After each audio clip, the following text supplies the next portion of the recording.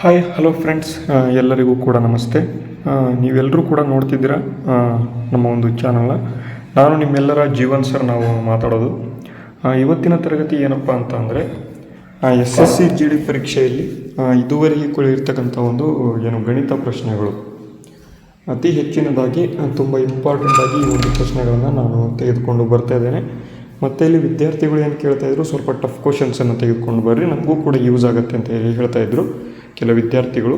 ಒಬ್ಬೊಬ್ಬರು ವಿದ್ಯಾರ್ಥಿಗಳು 120ಕ್ಕಿಂತ ಹೆಚ್ಚು ಸ್ಕೋರ್ ಮಾಡ್ತವ್ರೆ, ಅವರಿಗೆ ಇಂಥ ಕ್ವಶನ್ಸ್ ಯೂಸ್ ಆಗಬಹುದು. ಅವರು ಕೂಡ ಇವತ್ತಿನ ತರಗತಿಯನ್ನು ನೋಡಿ ಅರೌಂಡ್ 80 to 90 ಕ್ವಶನ್ಸ್ ಮಾಡೋರಿಗೆ ಈ ಒಂದು ಪ್ರಶ್ನೆಗಳು ಸ್ವಲ್ಪ ಟಫ್ ಅನ್ನಿಸ್ಬೋದು. ಅವರು ಕೂಡ ನೋಡಿ. ಈಗ ಒಂದೊಂದಾಗಿ ಪ್ರಶ್ನೆಗಳನ್ನು ಬಿಡಿಸ್ಕೊಳ್ತಾ ಹೋಗೋಣ. ಅದಕ್ಕಿಂತ ಮುಂಚಿತವಾಗಿ ನೀವೇನಾದರೂ ಫಸ್ಟ್ ಟೈಮ್ ನಮ್ಮ ಚಾನಲ್ನ ನೋಡ್ತಾ ಇದ್ದರೆ ಸಬ್ಸ್ಕ್ರೈಬ್ ಮಾಡ್ಕೊಂಬಿಡಿ. ಈಗ ಡೈರೆಕ್ಟಾಗಿ ಏನಪ್ಪ ಪ್ರಶ್ನೆ ಅಂತ ಅಂದರೆ, ಇಲ್ಲಿ ಮೇಯ್ನಾಗಿ ನಾನು ಇದುವರೆಗೂ GK ಮತ್ತು GS ತರಗತಿಗಳನ್ನು ಏನು ಮಾಡಿದ್ದೇನೆ ಅದರ ಒಂದು PDF ಬೇಕು ಅಂತ ಅಂದರೆ ನೀವು ಇಲ್ಲಿ ಕೊಟ್ಟಿರ್ತಕ್ಕಂಥ ಸ್ಕ್ಯಾನರ್ ಮುಖಾಂತರ ನೀವು 29 ರೂಪಾಯಿಗಳನ್ನು ಇಲ್ಲಿ ಸೆಂಡ್ ಮಾಡಿ ನೀವು ಈ ಒಂದು ಇದುವರೆಗೂ ಆಗಿರ್ತಕ್ಕಂಥ SSC GD ಮತ್ತು RRB NTPC ಎಲ್ಲ GK ಪ್ರಶ್ನೆಗಳನ್ನು ನೀವೇನು ಮಾಡ್ಬೋದು, ಇಲ್ಲಿ ತೊಗೊಳ್ಬೋದು. ಬರೀ 29 ರೂಪಾಯಿ ಇಟ್ಟಿದ್ದೇವೆ, ಇದನ್ನು ತಗೊಳ್ಳಿ, ಪಕ್ಕಾ ಯೂಸ್ ಆಗುತ್ತೆ. ನಿಮಗೆ ಮುಂದೆ ಬರತಕ್ಕಂಥ ಎಕ್ಸಾಮ್ಸ್ಗಳಲ್ಲಿ ಡೈರೆಕ್ಟಾಗಿ ಇಲ್ಲಿಂದ ಕ್ವಶನ್ಸ್ ಫ್ರೇಮ್ ಆಗ್ತಕ್ಕಂಥ ಚಾನ್ಸಸ್ ತುಂಬ ಇರುತ್ತೆ. ಓಕೆನಾ? ಅದಕ್ಕಾಗಿ ಯೂಸ್ ಮಾಡ್ಕೊಳ್ಳಿ, ನಿಮಗೂ ಕೂಡ ಯೂಸ್ ಆಗಲಿ. ಓಕೆನಾ? ಡೈರೆಕ್ಟಾಗಿ ಬನ್ನಿ ಇವತ್ತಿನ ಒಂದು ಮ್ಯಾಥ್ಸ್ ಪ್ರಶ್ನೆಗೆ ಬರೋಣ. ಇದೊಂದು GK ಪ್ರಶ್ನೆ ನಿನ್ನೆ ಕ್ಲಾಸಲ್ಲಿ ಆಗಿದೆ, ಇದು ಕೂಡ ಬಂದುಬಿಟ್ಟಿದೆ. ಓಕೆನಾ? ಈಗ ಡೈರೆಕ್ಟಾಗಿ ಮೊದಲನೇ ಮ್ಯಾಥ್ಸ್ ಪ್ರಶ್ನೆ ಏನಿದೆ ನೋಡಿ. ಏನಪ್ಪ ಅಂತ ಅಂದರೆ, ಒಬ್ಬ ವ್ಯಕ್ತಿಯು 2 ವಸ್ತುಗಳನ್ನು ತಲಾ 9,100 ರೂಪಾಯಿಗಳಿಗೆ ಮಾರಾಟ ಮಾಡ್ತಾನೆ. ಒಂದರ ಮೇಲೆ ಅವನು 30% ಲಾಭ ಪಡೆದರೆ ಇನ್ನೊಂದರ ಮೇಲೆ 30% ನಷ್ಟ ಪಡಿತಾನೆ. ಅವನ ಒಟ್ಟು ಲಾಭ ಅಥವಾ ನಷ್ಟದ ಶೇಕಡಾವಾರು ಎಷ್ಟು ಅಂತ ನೋಡಿ. ಇಂಥ ಪ್ರಶ್ನೆಗಳು ಕೇಳ್ತಾರೆ SSC GD ಮತ್ತು ಇಲ್ಲಿ SSCಯಲ್ಲಿ ಫೇಮಸ್ ಪ್ರಶ್ನೆ ಇದು. ಎಲ್ಲ ಎಕ್ಸಾಮ್ಸಲ್ಲಿ ಇಂಥ ಪ್ರಶ್ನೆಗಳನ್ನು ಕೇಳ್ತಾ ಹೋಗ್ತಾರೆ. ಏನಪ್ಪ ಅಂತ ಅಂದರೆ, 2 ವಸ್ತುಗಳನ್ನು ತಲಾ ಅಂದರೆ 2 ವಸ್ತಿದೆ, 1 ಮತ್ತು 2, ಎರಡೂ ಕೂಡ 9,100 ರೂಪಾಯಿ. 9,100 ರೂಪಾಯಿ. ಓಕೆನಾ? ಎರಡೂ ಕೂಡ 9,100 ರೂಪಾಯಿ. ಒಂದರ ಮೇಲೆ 30% ಲಾಭ ಆಗುತ್ತೆ, 30% ಲಾಭ ಆಗುತ್ತೆ. ಇನ್ನೊಂದ್ರ ಮೇಲೆ ಏನಾಗುತ್ತೆ ಅಂತ ಅಂದರೆ 30% ನಷ್ಟ ಆಗುತ್ತೆ, 30% ನಷ್ಟ ಆಗುತ್ತೆ. ಹಾಗಾದರೆ ಅವನ ಒಟ್ಟು ಲಾಭ ಅಥವಾ ನಷ್ಟದ ಶೇಕಡಾವಾರು ಎಷ್ಟು ಅಂತ. ಎಲ್ಲರೂ ಇಲ್ಲಿ ಏನು ಮಾಡ್ತಾರೆ, ಏನು ಕೂಡ ಇಲ್ಲಿ ಲಾಭ ಆಗ್ತಿದೆ, ಇಲ್ಲಿ ನಷ್ಟ ಆಗ್ತಿದೆ, ಎಲ್ಲ ಕೂಡ ಸೇಮ್ ಅಲ್ವಾ, ನೋ ಗೇನ್ ನೋ ಲಾಸ್ ಆಗುತ್ತಲ್ವ ಅವನಿಗೆ. ಹಾಗಂತ ಎಲ್ಲರೂ ಕೂಡ ಏನು ಮಾಡ್ತಾರೆ, ನೋ ಗೇನ್ ನೋ ಲಾಸ್ ಅಂತ ಹಾಕ್ತಾರೆ. ಆದರೆ SSCಯಲ್ಲಿ ಸ್ಪೆಷಲಿ SSC GD ಪರೀಕ್ಷೆಯಲ್ಲಿ ಮತ್ತು SSC CGL ಪರೀಕ್ಷೆಯಲ್ಲಿ ಇಂಥ ಪ್ರಶ್ನೆಗಳಿಗೆ ಬೇರೆ ಥರನೇ ಅವ್ರೇನು ಮಾಡ್ತಾರೆ, ಇಲ್ಲಿ ಎಕ್ಸಾಮ್ಸ್ಗಳನ್ನು ಮಾಡ್ಕೊಳ್ತಾ ಹೋಗ್ತಾರೆ. ಇಂಥ ಪ್ರಶ್ನೆಗಳು ಸ್ವಲ್ಪ ಬೇರೆ ಥರನೇ ಅವ್ರೇನು ಮಾಡ್ತಾರೆ, ಕ್ವಶನ್ಸನ್ನು ನೋಡ್ಕೊಳ್ತಾನೆ ಹೋಗ್ತಾರೆ. ಇಲ್ಲಿ ಒಂದು ಫಾರ್ಮುಲಾ ಯೂಸ್ ಆಗುತ್ತೆ, x + y - xy / 100 ಅಂತ. ಇದು ಫಾರ್ಮುಲಾ ಯೂಸ್ ಆಗುತ್ತೆ. ಇಲ್ಲಿ 30% ಕೊಟ್ಟಿದ್ದಾರೆ, 30 + 30. ನೆಕ್ಸ್ಟು ಇಲ್ಲಿ ಈ ಒಂದು ಪ್ರಶ್ನೆ ಬಿಡಿ, ಇದು ಡಿಸ್ಕೌಂಟ್ಗೆ ಬರುತ್ತೆ. ಇದು ಇಲ್ಲೇನು ಬರುತ್ತಪ್ಪ ಅಂತ ಅಂದರೆ x² / 100. ಎಕ್ಸ್ ಅಂತ ಅಂದರೆ ಏನು, ಪರ್ಸೆಂಟೇಜ್, ಎಷ್ಟು ಲಾಭ ಆಗಿದೆ ಅಂತ ಇದು ಬರುತ್ತೆ. ಇಲ್ಲಿ ನೋಡಿ 30² / 100 ಇಷ್ಟು ಮಾಡಿದ್ರಿ ಅಂತ ಅಂದರೆ 30 × 30 / 100. ಈ 0 ಕ್ಯಾನ್ಸಲ್ ಆಗುತ್ತೆ, ಈ 0 ಕ್ಯಾನ್ಸಲ್ ಆಗುತ್ತೆ. 3 ಎಷ್ಟು, 9%. 9% ಏನಾಗುತ್ತೆ, ಅವನಿಗೆ ಲಾಸ್ ಆಗುತ್ತೆ ಅಂತ. ಇಂಥ ಪ್ರಶ್ನೆಗಳಿಗೆ ಈ ರೀತಿಯಾಗಿ ಮಾಡಬೇಕು, ಗೇಯ್ನ್ ಆಗಲ್ಲ, ಇಲ್ಲಿ ಲಾಸ್ ಆಗುತ್ತೆ. ಓಕೆನಾ? ಲಾಸ್ ಆಗುತ್ತೆ. ಇಂಥ ಪ್ರಶ್ನೆಗಳನ್ನ ಒಂದ್ಸರಿ ನೋಡ್ಕೊಂಬಿಡಿ, ಪಕ್ಕಾ ಇಂಥ ಪ್ರಶ್ನೆಗಳು ಕೇಳ್ತಾರೆ. ಮತ್ತು SSCಯಲ್ಲಿ ಏನಾಗುತ್ತೆ ಅಂತಂದ್ರೆ, ಇಂಥ ಪ್ರಶ್ನೆಗಳಿಗೆ x² / 100 ಅಂತ ಅವರೇ ಸೂತ್ರ ಕೊಟ್ಬಿಟ್ಟಿದ್ದಾರೆ. ಅದಕ್ಕಾಗಿ ಇದ್ರ ಮೇಲೆ ಮಾಡಬೇಕು ಅಂತ ಕೊಟ್ಟಿದ್ದಾರೆ. ನೀವು ಇದನ್ನು ನೋಡ್ಕೊಳ್ಳಿ, ಯಾಕೆಂದರೆ ಡೈರೆಕ್ಟಾಗಿ ಪ್ರಶ್ನೆ ಏನಿಂದ ಬರ್ತವೆ. ಮತ್ತು ಎಲ್ಲರೂ ಕೂಡ ಏನು ಮಾಡ್ತಾರೆ, ನೋ ಗೇನ್ ನೋ ಲಾಸ್ ಅಂತ ಹಾಕಿ ಬರ್ತಾರೆ. ಎಲ್ಲರೂ ಕೂಡ 0.25 ಮಾರ್ಕ್ಸನ್ನು ಇಲ್ಲಿ ಕಳ್ಕೊಳ್ತಾರೆ. ಅದಕ್ಕಾಗಿ ಹೇಳ್ತಾ ಇದ್ದೇನೆ, ಇದನ್ನು ಯೂಸ್ ಮಾಡ್ಕೊಳ್ಳಿ. ಅದೇ ರೀತಿ ಬನ್ನಿ ಮುಂದಿನ ಒಂದು ಪ್ರಶ್ನೆ. ಏನಪ್ಪ ಮುಂದಿನ ಪ್ರಶ್ನೆ ನೋಡಿ, ಇಂಥ ಪ್ರಶ್ನೆ ತೆಗೆದುಕೊಂಡು ಬಂದಿದ್ದೇನೆ ಅಂತ. 200 ಮೀಟರ್ ದೂರದಿಂದ ಇಲ್ಲಿ 200 ಮೀಟರ್ ದೂರ ಇದೆ, 200 ಮೀಟರ್ ಇದು. ಇಲ್ಲಿ ಪೊಲೀಸ್ ಇದ್ದಾನೆ, ಇಲ್ಲಿ ಕಳ್ಳ ಇದ್ದಾನೆ. ಪೊಲೀಸನು ಕಳ್ಳನನ್ನು ಗುರುತಿಸ್ತಾರೆ. ಕಳ್ಳನು 10 ಕಿಲೋಮೀಟರ್ ವೇಗದಲ್ಲಿ 10 km/h ವೇಗದಲ್ಲಿ ಹೋಗ್ತಾರೆ. ಮತ್ತು ಪೊಲೀಸನು 11 km/h ವೇಗದಲ್ಲಿ 11 km/h ವೇಗದಲ್ಲಿ ಓಡ್ತಾರೆ. 6 ನಿಮಿಷಗಳ ಕಾಲ ನಂತರ ಅವರ ನಡುವಿನ ದೂರ ಎಷ್ಟು ಅಂತ. ಅವರು ನೆಕ್ಸ್ಟು 6 ನಿಮಿಷ ಇಬ್ಬರು ಕೂಡ ಓಡ್ತಾರೆ. 6 ನಿಮಿಷ 6 ಮಿನಿಟ್ಸ್ ಕೊಡ್ತಾರೆ. ಆಮೇಲೆ ಅವ್ರ ನಡುವಿನ ದೂರ ಎಷ್ಟಿದೆ ಅಂತ ಇಲ್ಲಿ ಹೇಳಬೇಕು. ಓಕೆನಾ, ಈಸಿಯಾಗಿದೆ. ನೋಡೋಣ. ಮೊದಲನೇದಾಗಿ ಡಿಫ್ರೆನ್ಸ್ ಕಂಡುಹಿಡಬೇಕು. ಡಿಫ್ರೆನ್ಸ್ ಅಂತ ಅಂದರೆ ಏನು? ಪೊಲೀಸ್ ಕಳ್ಳನಿಗಿಂತ ಎಷ್ಟು ಸ್ಪೀಡಾಗಿ ಓಡ್ತಾ ಇದ್ದಾನೆ ಅದು ನಮಗೆ ಬೇಕು. ಓಕೆನಾ, ಪೊಲೀಸ್ ಕಳ್ಳನಿಂದ ಎಷ್ಟು ಸ್ಪೀಡಲ್ಲಿ ಓಡ್ತಾ ಇದ್ದಾನೆ? 11 - 10 = 1 km/h ವೇಗದಲ್ಲಿ ಅವನು ಓಡ್ತಾ ಇದ್ದಾನೆ. 1 km/h ವೇಗದಲ್ಲಿ ಅವನು ಓಡ್ತಾ ಇದ್ದಾನೆ. ಹಾಗಾಗಿ ಇಲ್ಲಿ 1 km/hನ 1 km/hನ ಮೀಟರ್/ಸೆಕೆಂಡ್ಗೆ ನಾವು ಕನ್ವರ್ಟ್ ಮಾಡಿದರೆ ಏನು ಬರುತ್ತೆ? ಇಲ್ಲಿ ನಾನು ನಿನ್ನೆ ಒಂದು ಕ್ಲಾಸಲ್ಲಿ ನಾನು ಹೇಳಿದೆ, ಮ್ಯಾಥ್ಸ್ ಕ್ಲಾಸಲ್ಲಿ, ಕಿಲೋಮೀಟರ್/ಹವರ್ನ ಮೀಟರ್/ಸೆಕೆಂಡ್ಗೆ ಕನ್ವರ್ಟ್ ಮಾಡಬೇಕು ಅಂತ ಅಂದರೆ ಏನು ಮಾಡ್ತೀವಿ ಅಂತ ಅಂದರೆ 5/18ರಿಂದ ನಾವೇನು ಮಾಡ್ತೀವಿ? ಡಿವೈಡ್ ಮಾಡ್ತೇವೆ ಅಷ್ಟೇ. ಓಕೆನಾ, ಈಗ ಏನು ಬರುತ್ತೆ? 1 km/h ಇದೆ ಇಂಟು 5/18 ಮೀಟರ್/ಸೆಕೆಂಡಲ್ಲಿ ಈ ಒಂದು ಸ್ಪೀಡ್ ಇದೆ. ಸ್ಪೀಡು ಈಗ ಇವನ್ ಸ್ಪೀಡು ಇಷ್ಟಿದೆ, ಪೊಲೀಸ್ ಸ್ಪೀಡು ಇಷ್ಟಿದೆ. ನೆಕ್ಸ್ಟು 1 km ಜಾಸ್ತಿ ಇದೆ ಅಂತ, 1 km/h ಜಾಸ್ತಿ ಇದೆ ಅಂತ, 5/18 ಮೀಟರ್/ಸೆಕೆಂಡ್ ಜಾಸ್ತಿ ಇದೆ ಅಂತ. ಓಕೆನಾ, ಈಗ ಅವನು 6 ನಿಮಿಷಗಳ ನಂತರ ಅಂತಾರೆ 6 ನಿಮಿಷ 1 km/h ಹೋಗಿರ್ತಾನೆ ಅಂತ. 6 ನಿಮಿಷ ಅಂತ ಅಂದರೆ ಎಷ್ಟು? ಇಂಟು 60 ಸೆಕೆಂಡ್ಗಳು = 6 36 360 ಸೆಕೆಂಡ್ಗಳು. ಓಕೆನಾ, 360 ಸೆಕೆಂಡ್ಗಳಿರುತ್ತೆ. ಈಗ ನೋಡಿ 5/18 ಇಂಟು 360 ಸೆಕೆಂಡ್ಗಳು. ನಾವು ಯಾಕೆ ಇಲ್ಲಿ ಸೆಕೆಂಡ್ಗಳಿಗೆ ನಾವು ನೋಡ್ಕೊಂಡ್ವಿ? ಬರೀ ಮಿನಿಟ್ಸಲ್ಲೇ 6 ಮಿನಿಟ್ಸ್ ಇಡ್ಬೋದಿತ್ತಲ್ವ ಅಂತ ಕೇಳ್ಬೋದು. ನೋಡಿ, ಇಲ್ಲಿ ಮೀಟರ್/ಸೆಕೆಂಡಲ್ಲಿ ಇದೆ. 5/18 ಅಂತಂದರೆ ಏನು? ಇದು ಮೀಟರ್, ಇದು ಸೆಕೆಂಡು. ಇಲ್ಲಿ ಸೆಕೆಂಡ್ ಇದೆ ಅಂತ ಅಂದರೆ ಇಲ್ಲೂ ಕೂಡ ಸೆಕೆಂಡ್ ಇರಬೇಕು. ಸೆಕೆಂಡ್ ಮಾತ್ರ ಸೆಕೆಂಡ್ಗೆ ಹೊಡೆಯೋಕ್ಕೆ ಸಾಧ್ಯ ಇಲ್ಲ ಅಂತ ಅಂದರೆ ಡಿವೈಡೆಡ್ ಬೈ ಇಲ್ಲಿ 60 ಮಾಡ್ಕೋಬೇಕಾಗತ್ತೆ. ಓಕೆನಾ, ಅದಕ್ಕಾಗಿ ನೀವು ಅರ್ಥ ಮಾಡ್ಕೊಳ್ಳಿ. ಇಲ್ಲಿ ಸೆಕೆಂಡ್ ಇತ್ತು ಅಂತ ಅಂದರೆ ಇಲ್ಲೂ ಕೂಡ ಸೆಕೆಂಡ್ ಇರಬೇಕು. ಹಾಗಾಗಿ ನಾನು 360 ಸೆಕೆಂಡ್ಗಳನ್ನು ಮಾಡ್ಕೊಂಡಿದ್ದೇನೆ. 5/18 ಇಂಟು 360 18 ಅಂದರೆ 18 2 36 0 2 5 10 100 ಮೀಟರ್ಗಳು. 100 ಮೀಟರ್ಗಳು ಅವನು ಏನು ಮಾಡಿರ್ತಾರೆ? 100 ಮೀಟ್ರ್ ಇಲ್ಲಿ ಅವ್ರು ಆಲ್ರೆಡಿ ಏನು ಮಾಡಿದ್ದಾರೆ ಅಂತ ಅಂದರೆ 6 ನಿಮಿಷದಲ್ಲಿ ಹೋಗಿದ್ದಾರೆ ಅಂತ. ಈಗ ನೆಕ್ಸ್ಟ್ ಏನು ಮಾಡಬೇಕು ನಾವು? 100 ಮೀಟ್ರ್ ಅಂತ ಡೈರೆಕ್ಟ್ ಆಪ್ಷನ್ ಹಾಕೋದಲ್ಲ. 100 ಮೀಟ್ರ್ ಇದಕ್ಕೆ ಸರಿಯಾದ ಉತ್ತರ ಇದೆ, ಓಕೆ. ಆದರೆ ಆಪ್ಷನ್ ಡೈರೆಕ್ಟಾಗಿ ಹಾಕೋದಲ್ಲ.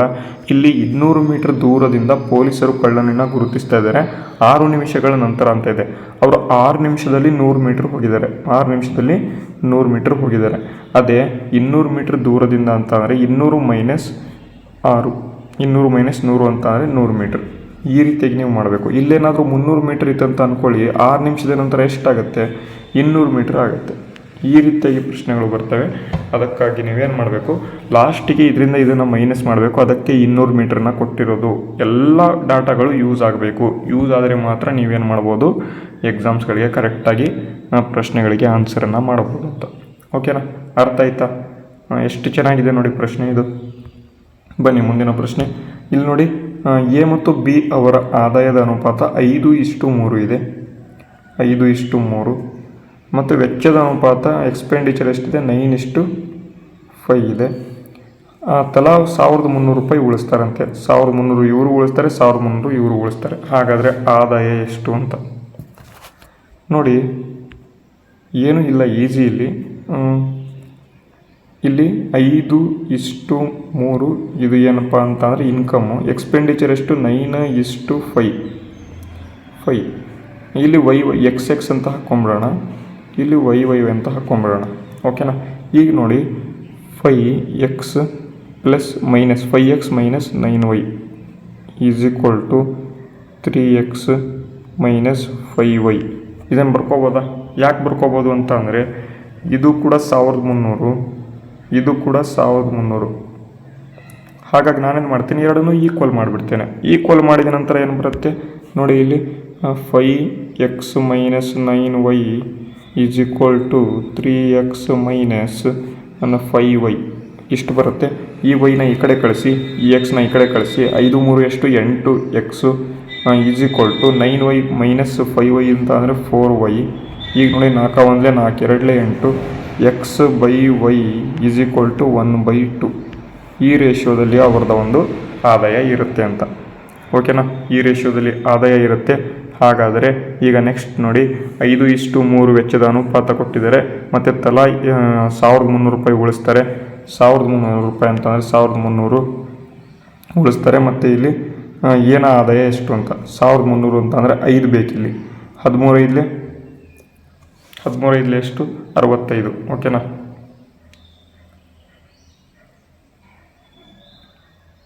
ಒಂದು ನಿಮಿಷ ನೋಡೋಣ. ಓಕೆನಾ. ಈಗ ನೋಡಿ ಏನಾಗುತ್ತೆ ಅಂತಂದರೆ ಇದು ಒಂದಿದೆ, ಇದು ಮತ್ತು ಇದು ಎರಡಿದೆ. ಈಗ 5x - 9yಯಲ್ಲಿ ನೋಡೋಣ. 5x ಎಕ್ಸ್ ಅಂತಂದರೆ 1, ಎಕ್ಸ್ ಅಂತ ಅಂದರೆ 1, 5 1 5, 9y ವೈ ಅಂತ ಅಂದರೆ ಎಷ್ಟು 2, 9 2 18 ಇದೆ. ಓಕೆನಾ. ನಾನಿಲ್ಲಿ ತಪ್ಪು ಮಾಡಿದ್ದೆ ಅಂತ ಅನಿಸುತ್ತೆ, ಬರ್ತಾ ಇಲ್ಲ ಆನ್ಸರ್ ಇಲ್ಲಿ. ಏನಪ್ಪ ಅಂತ ಅಂದರೆ ನಾನು ಆಗಲೇ 5 3 8x ಹಾಕೊಂಡ್ಬಿಟ್ಟಿದ್ದೆ. 5x - 9y = 3x - 5y. ಇದು ಈ ಕಡೆ ಬಂದಾಗ ಮೈನಸ್ ಆಗಬೇಕು, ಪ್ಲಸ್ ಮಾಡಿಬಿಟ್ಟಿದೆ. 5ರಲ್ಲಿ 3 ಹೋದರೆ 2x ಬರುತ್ತೆ. = 9y ಈ ಕಡೆ ಹೋದ್ವಿ ಅಂತ ಅಂದರೆ ಎಷ್ಟು ಬರುತ್ತೆ 4y ಬರುತ್ತೆ. 2 1 2 x / y = 2/1 ಬರುತ್ತೆ. ಓಕೆನಾ. ನೆಕ್ಸ್ಟ್ ನೋಡಿ ಎಕ್ಸ್ ಇರೋ ಕಡೆ 5x ಅಂತ ಅಂದರೆ ಎಷ್ಟು 2, 5 2 10 ಮೈನಸ್ y ಇರೋ ಕಡೆ 1 9 = ಎಷ್ಟು 1300. 5 ಬರುತ್ತೆ. ಇದು 1 ಇದು.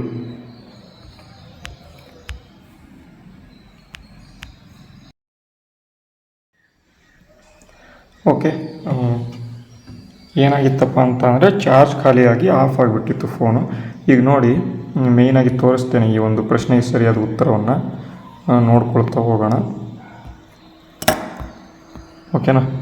ಈಗ ನೋಡಿ the income of the ratio or in the ratio of 5:3. Next ವೆಚ್ಚದ ಅನುಪಾತ. ಎಕ್ಸ್ಪೆಂಡಿಚರ್ ಎಷ್ಟಿದೆ 9:5. ಸೇವಿಂಗ್ ಎಷ್ಟಿದೆ 1300. ಓಕೆನಾ.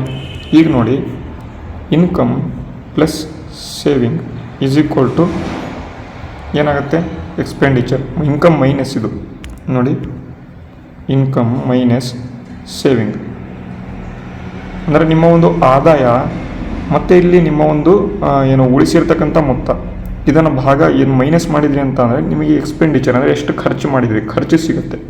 ಓಕೆನಾ. ಈಗ ನೋಡಿ 5x - 1300 / 3x - 1300 = 9/5. ಇದನ್ನು ಸಿಂಪ್ಲಿಫೈ ಮಾಡಿದರೆ ಏನು ಬರುತ್ತೆ ನೋಡೋಣ. 5 5 ಇದನ್ನು ಒಂದ್ಸರಿ ಸ್ಲೋ ಆಗಿ ಬರ್ಕೊಳ್ಳೋಣ. 5x - 1300 / 3x - 1300 = 9/5. ಓಕೆನಾ. 5 5 25x -13 5 65 0 0 = 9 3 27x. ನೆಕ್ಸ್ಟು 13 9 104 0 0. ಓಕೆ. 13 9 13 4 52 52 0 0 ಬರುತ್ತೆ. = 25ರಲ್ಲಿ 25 ಹೋಯ್ತು ಅಂತ ಅಂದರೆ 27ರಲ್ಲಿ 25x ಹೋಯ್ತು ಅಂತ ಅಂದರೆ = 2x. x = ಎಷ್ಟು 27 ಆಗುತ್ತೆ. 27 ಆಗುತ್ತೆ. x = 27 ಆಗುತ್ತೆ. 27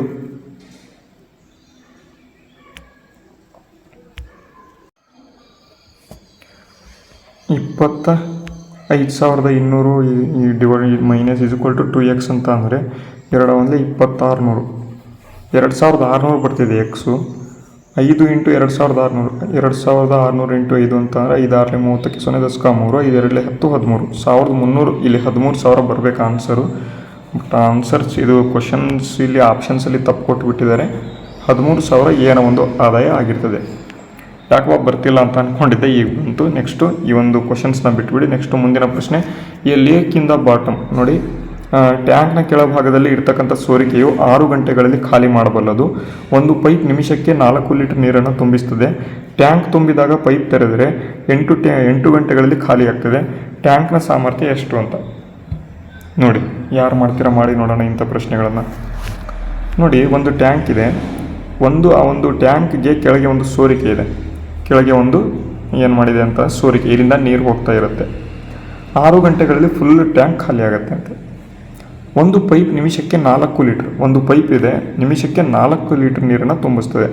ನಿಮಿಷಕ್ಕೆ 4 ಲೀಟ್ರ್ ಅಂತ ಅಂದರೆ 1 ಅವರಿಗೆ ಎಷ್ಟು into 60 is equal to 240 litre per hour. ಇದು ನೆನ್ಪಿಟ್ಕೊಳ್ಳಿ. ನೆಕ್ಸ್ಟು ಟ್ಯಾಂಕ್ ತುಂಬಿದಾಗ ಪೈಪ್ ತೆರೆದರೆ ಅಂದರೆ ಟ್ಯಾಂಕ್ ಫುಲ್ ತುಂಬಿದಾಗ ಈ ಪೈಪನ್ನು ಕೂಡ ತೆರೀತಾರೆ, ಈ ಲೀಕನ್ನು ಕೂಡ ತೆರೀತಾರೆ. ಆವಾಗ 8 ಗಂಟೆಗಳಲ್ಲಿ ಖಾಲಿ ಆಗುತ್ತೆ ಅಂತ. ಆವಾಗ ಏನಾಗುತ್ತೆ, 8 ಗಂಟೆಗಳಲ್ಲಿ ಖಾಲಿ ಆಗುತ್ತೆ. 8 ಗಂಟೆ ಅಂತಂದರೆ ಏನು, ಈ ಪೈಪ್ ಏನು ಮಾಡುತ್ತೆ 8 ಗಂಟೆನೂ ಕೂಡ ನೀರನ್ನು ತುಂಬುತ್ತದೆ, ಅದು ಕೂಡ ಗೊತ್ತಿರಬೇಕು. 240 ಇಂಟು 8, 8 4 32, 32ಕ್ಕೆ 2 10 3, 8 2 16, 16 17 18 19, 1920 ಲೀಟ್ರ್ ನೀರನ್ನು ಏನು ಮಾಡುತ್ತೆ ಎಕ್ಸ್ಟ್ರಾ ತುಂಬುತ್ತೆ. ಇದು 1920 ಲೀಟ್ರ್ ತುಂಬನ್ನು ಎಕ್ಸ್ಟ್ರಾ ತುಂಬುತ್ತೆ. ಯಾಕಪ್ಪ ಅಂತಾನೆ ಆಲ್ರೆಡಿ ಫುಲ್ ಟ್ಯಾಂಕ್ ತುಂಬಿತ್ತು. ನೆಕ್ಸ್ಟು ಈ ಒಂದು ಪೈಪನ್ನು ಕೂಡ ಆನ್ ಮಾಡಿದರು, ಇಲ್ಲೂ ಕೂಡ ಲೀಕನ್ನು ಕೂಡ ಆನ್ ಮಾಡಿದರು. ಆವಾಗ 1920 ಲೀಟರ್ ಜಾಸ್ತಿ ಆಗುತ್ತೆ. ಹಾಗಾದರೆ 1920 ಲೀಟರ್ ಜಾಸ್ತಿ ತೊಗೊಂಡ್ರೆ 1920 ಲೀಟರ್ ಜಾಸ್ತಿ ತೊಗೊಂಡ್ರೆ ಅವರು ಎಷ್ಟು ಗಂಟೆ ಜಾಸ್ತಿ ತೊಗೊಳ್ತಾ ಇದ್ದಾರೆ ಖಾಲಿ ಮಾಡೋಕ್ಕೆ? 6ರಿಂದ 8 ಗಂಟೆ, 2 ಗಂಟೆ ಜಾಸ್ತಿ ತೊಗೊಳ್ತಾ ಇದ್ದಾರೆ. ಜಾಸ್ತಿ ಅಂತಂದರೆ ಎಷ್ಟು, ಜಾಸ್ತಿನೇ ಇಡಬೇಕು. 2 1 2 9 18, 2 1 2, 2 6 12 ಇಂಟು 0 960 ಲೀಟರ್ ಪರ್ ಅವರ್. ಅಂದರೆ 1 ಗಂಟೆಗೆ 960 ಲೀಟರ್ ಈ ಒಂದು ಏನಿದೆ, ಈ ಒಂದು ಕೆಳಗಿನ ಒಂದು ಲೀಕ್ ಏನಿದೆ ಅದನ್ನು ನೀರು ಹೊರಗೆ ತೆಗಿತಾ ಇದೆ. ಹಾಗಾದರೆ 6 ಗಂಟೆಗಳಲ್ಲಿ ಎಷ್ಟು ತೆಗೆಯುತ್ತೆ? 6 36, 6 10 3, 6 9 54, 54 55 56 57, 5760 ಲೀಟರ್ ಇದಕ್ಕೆ ಸರಿಯಾದ ಉತ್ತರ. ಅರ್ಥ ಆಯ್ತಾ? Option A is the right answer. ಅದೇ ರೀತಿ ನೋಡಿ ಮುಂದಿನ ಪ್ರಶ್ನೆ. 10% ಚುನಾವಣೆಯಲ್ಲಿ 10% ಮತದಾರರು ಮತ ಚಲಾಯಿಸಿಲ್ಲ ಮತ್ತು ಚುನಾವಣೆಯಾದ ಮತಗಳಲ್ಲಿ 10% ಅಮಾನ್ಯವಾಗಿವೆ. ವಿಜೇತ ಅಭ್ಯರ್ಥಿ 54% ಮಾನ್ಯ ಮತಗಳನ್ನು ಪಡೆದು 1620 ಮತಗಳ ಅಂತರದಿಂದ ಗೆದ್ದರೆ ಒಟ್ಟು ಮತದಾರರ ಸಂಖ್ಯೆ ಎಷ್ಟು ಅಂತ ಕೇಳಿದ್ದಾರೆ. ನೋಡಿ ಇದಕ್ಕೆ ಸರಿಯಾದ ಉತ್ತರವನ್ನು ಕಮೆಂಟ್ ಮಾಡಿ ನೋಡೋಣ. ಯಾರ್ಯಾರು ಮಾಡ್ತೀರಾ ನೋಡೋಣ. ಯಾರೂ ಮಾಡಲಿಲ್ಲ ಅಂತಂದರೆ ಈ ಪ್ರಶ್ನೆಗೆ ಇಲ್ಲೇ ಆನ್ಸರ್ನ ಮಾಡಿ ಹೋಗ್ತೇನೆ. ಯಾಕೆಂದರೆ ಇವತ್ತಿನ ಸ್ವಲ್ಪ ಟಫ್ ಕ್ವಶನ್ಸ್ ಇದ್ದಾವೆ, ಅದಕ್ಕಾಗಿ ಇಲ್ಲೇ ಮಾಡೋದು ಉತ್ತಮ. ಯಾಕೆಂದರೆ SSC GD ಪರೀಕ್ಷೆಗೆ ಇಂಥ ಕ್ವಶನ್ಸ್ಗಳು ಬರ್ತವೆ. ನೋಡಿ ಏನು ಟೋಟಲ್ ಆಗಿ ನಮ್ಮ ಹತ್ರ ಎಷ್ಟಿದೆ ಅಂತ 100% ಅಥವಾ 100 ಮತ ಇದೆ ಅಂತ ಅಂದ್ಕೊಳ್ಳಿ. 10% ಮತದಾರರು ಮತವನ್ನು ಚಲಾಯಿಸಿಲ್ಲ, 10%ನ್ನು ಮತ ಚಲಾಯಿಸಿಲ್ಲ 10%. ಹಾಗಾದರೆ ಎಷ್ಟು ಉಳಿದ್ರು? 90% ಉಳಿದ್ರ 90% ಉಳಿದ್ರು. ನೆಕ್ಸ್ಟು ಚುನಾವಣೆಯಾದ ಮತಗಳಲ್ಲಿ, ಚುನಾವಣೆ ಅಂದರೆ 90% ಮತಗಳಲ್ಲಿ 10% ಅಮಾನ್ಯವಾಗಿ. 10% ಅಂತಂದರೆ ಎಷ್ಟು? 90%ನ ಒಂದು 10% ಅಂತಂದರೆ ಎಷ್ಟು? 9%. 90%ನ ಒಂದು 10% ಎಷ್ಟು? 9%. ಈ 0 ಕ್ಯಾನ್ಸಲ್ ಆಯಿತು, ಈ 0 ಕ್ಯಾನ್ಸಲ್ ಆಯಿತು. 9% ಎಷ್ಟು ಉಳಿತು? 81% ಉಳಿತು. ಓಕೆನಾ? ನೆಕ್ಸ್ಟು ವಿಜೇತ ಅಭ್ಯರ್ಥಿಯು 54% ಮಾನ್ಯ ಮತಗಳನ್ನು ಪಡೆದು 54% ಮಾನ್ಯ ಮತಗಳನ್ನು ವಿಜೇತ ಅಭ್ಯರ್ಥಿ ಪಡೆದರೆ ಇನ್ನೊಬ್ಬ ಅಭ್ಯರ್ಥಿ ಎಷ್ಟು ಪಡಿತಾನೆ? 100 ಮೈನಸ್ 54, 54 ಎಷ್ಟು? 10ರಲ್ಲಿ 4 ಹೋದರೆ 6, 9ರಲ್ಲಿ 5 ಹೋದರೆ 4, 46% ಅವನು ಪಡಿತಾನೆ. 46% ಇನ್ನೊಬ್ಬನು ಪಡಿತಾನೆ. ಇಲ್ಲಿ 46% ಅವನು ಪಡೆದ್ರೆ ಏನಾಗುತ್ತೆ? 54 ಮೈನಸ್ 46 ಡಿಫ್ರೆನ್ಸ್ ಕೊಟ್ಟುಬಿಟ್ಟಿದ್ದಾರೆ ನೋಡಿ. 54% ಮಾನ್ಯ ಮತಗಳನ್ನು ಪಡೆದು 1620 ಮತಗಳ ಅಂತರ ಅಂತಂದರೆ ಡಿಫ್ರೆನ್ಸು. 54ರಲ್ಲಿ 46 ಹೋದರೆ ಎಷ್ಟು? ಈ ಕಡೆ 4, ಈ ಕಡೆ 4, 8% ಇಲ್ಲಿ ಎಕ್ಸ್ಟ್ರಾ ಪಡಿತಾ ಇದ್ದಾನೆ. ಹಾಗಾದರೆ 8% ಎಷ್ಟು ಅಂತ ಅಂದರೆ ಇದು 81% ಏನಿತ್ತು ಅದರ ಒಂದು 8% ಅಂತ ಕೇಳ್ತಿದ್ದಾರೆ. 8% ಆಫ್ 81ಗೆ 1620 ಆದರೆ ಇಂಟು ನಮಗೆ 100%ಗೆ ಎಷ್ಟು ಅಂತ ಕೇಳಿದ್ದಾರೆ. ಒಟ್ಟು ಮತದಾರರ ಸಂಖ್ಯೆ ಎಷ್ಟು ಅಂತ ಕೇಳಿದ್ದಾರೆ. ಈಗ ನೋಡಿ ಈ ಪರ್ಸೆಂಟಿಗೆ ಇಲ್ಲಿ ಏನೂ ಇಲ್ಲ ಅಂತ ಡಿವೈಡೆಡ್ ಬೈ 100 ಹಾಕ್ಕೋಬೇಕು. ಈ 100 ಏನಾಗುತ್ತೆ? ಮೇಲೆ ಹೋಗುತ್ತೆ. ಓಕೆನಾ? ಇದು ಗೊತ್ತಿರಲಿ ನಿಮಗೆ ಏನಾಗುತ್ತೆ ಅಂತ ಮೇಲೆ ಹೋಗುತ್ತೆ. ಈಗ ಕರೆಕ್ಟಾಗಿ ಬರೀತೇನೆ ನೋಡಿ. 1620 ಡಿವೈಡೆಡ್ ಬೈ 8 ಇಂಟು 81 ಇಂಟು 100, 81 ಒಂದಲೇ 81 ಎರಡಲೇ. ನೆಕ್ಸ್ಟು ಇನ್ನೊಂದು 100 ಇಲ್ಲಿ ಬರುತ್ತೆ ಅಂತ ಅಂದೆ, ಇಲ್ಲಿ ಬರುತ್ತೆ 2 ಒಂದಲೇ 2 4ಲೇ 4 ಒಂದಲೇ 4 25ಲೇ 25 0 0 0 25,000 ಇದಕ್ಕೆ ಸರಿಯಾದ ಉತ್ತರ. Option A is the right answer. ಅರ್ಥ ಆಯಿತು ಅಂದ್ಕೊಂಡಿದ್ದೇನೆ. ಇವತ್ತಿನ ತರಗತಿ ಯೂಸ್ಫುಲ್ ಆಗಿದ್ದರೆ ವಿಡಿಯೋಗೆ ಲೈಕ್ ಮಾಡಿ, ಶೇರ್ ಮಾಡಿ, ಸಬ್ಸ್ಕ್ರೈಬ್ ಯಾರಾದರೂ ಮಾಡ್ಕೊಂಡಿಲ್ಲ ಅಂತಾನೆ ಎಲ್ಲರೂ ಕೂಡ ತಪ್ಪದೆ ನಮ್ಮ ಚಾನಲನ್ನು ಸಬ್ಸ್ಕ್ರೈಬ್ ಮಾಡಿ ಅಂತ ಹೇಳ್ತಾ ಇವತ್ತಿನ ವಿಡಿಯೋನ ಇಲ್ಲಿಗೆ ಮುಗಿಸ್ತೇನೆ. ಮುಂದಿನ ವಿಡಿಯೋದಲ್ಲಿ ಸಿಗೋಣ. ಜೈ ಹಿಂದ್, ವಂದೇ ಮಾತರಂ.